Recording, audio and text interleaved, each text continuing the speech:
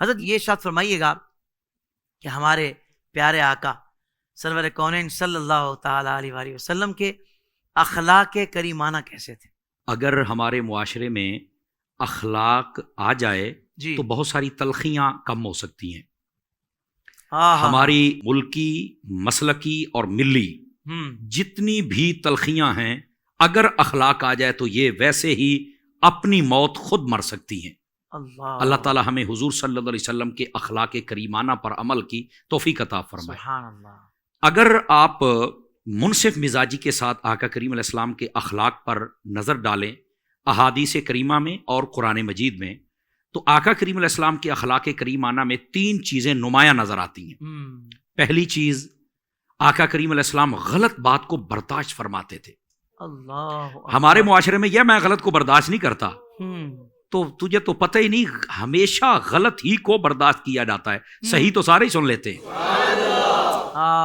دوسری بات، آپ برداشت فرمانے کے بعد اگلے کو معاف بھی کر دیتے تھے. سبحان اللہ. تیسری بات، صرف برداشت نہیں، صرف معافی نہیں، بسا اوقات آپ اس کو انعام بھی عطا فرما دیتے تھے. اللہ اکبر. کئی مرتبہ ایسے بے شمار واقعات ہیں.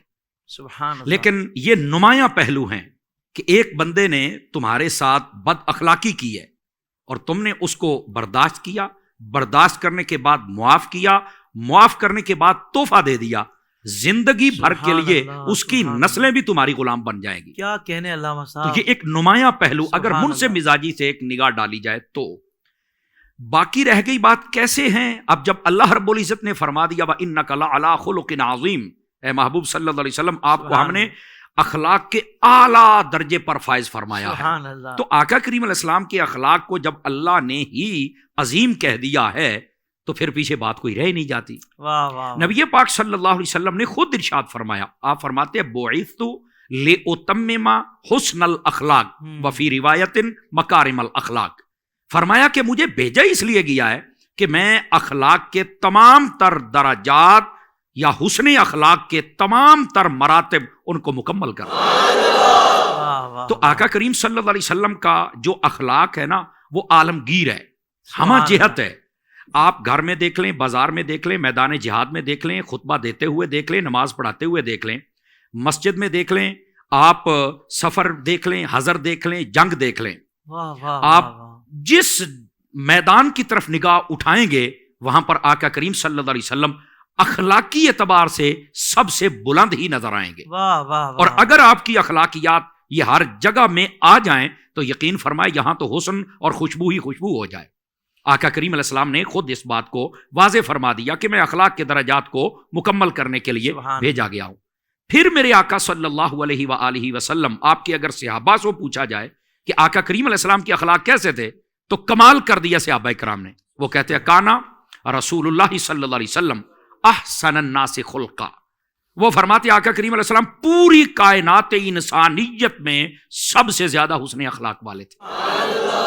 آپ کا ایسا اخلاق تک صحابہ کرام کہتے ہیں ساری کائنات میں. تو اس کا مطلب ہے جب حضور کی شان بیان کی جائے نا تو پھر پرہیزی سے جملے نہیں بولنے چاہیے کہ مکے والوں سے، مدینے والوں سے، نا ساری کائنات. وہ پنجابی کہتے ہیں نا کام چک کے رکھنا چاہیے، پتہ لگے حضور کی شان بیان ہو رہی ہے. تو فرمایا ساری انسانیت سے بڑھ کر آقا کریم علیہ السلام کا حسن اخلاق ہے. اور پھر جیسے آپ نے ابتدائی گفتگو میں بھی اس جانب اشارہ کیا، ام المومنین سیداتنا اما عائشہ صدیقہ طیبہ طاہرہ رضی اللہ عنہا جب آپ سے پوچھا کہ حضور کے اخلاق مبارکہ کیسے ہیں تو آپ نے فرمایا قرآن ہی تو حضور کا اخلاق ہے. اور ایک روایت میں ہے کہ آپ نے 18ویں پارے کی جو ابتدائی آیات ہیں قد افلح المؤمنون یہ آپ نے تلاوت فرمائی. آپ نے فرمایا ان میں جو بیان ہو رہا ہے یہی حضور کا اخلاق مبارک تھا.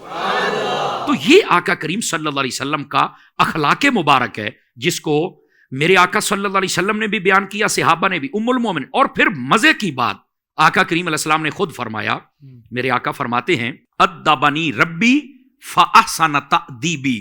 فرمایا اللہ نے خود مجھے ادب سکھایا ہے اور بہت ہی سونا ادب سکھایا ہے. اخلاق میں سب سے پہلا درجہ ہے ہی ادب کا. تو جس کو رب سکھائے تو پھر ان کا اخلاق کیسا ہوگا. سمجھ آ رہی میری بات کی؟ آپ کا اخلاق ایسا تھا کہ جو آتا وہ آپ ہی کا ہو جاتا.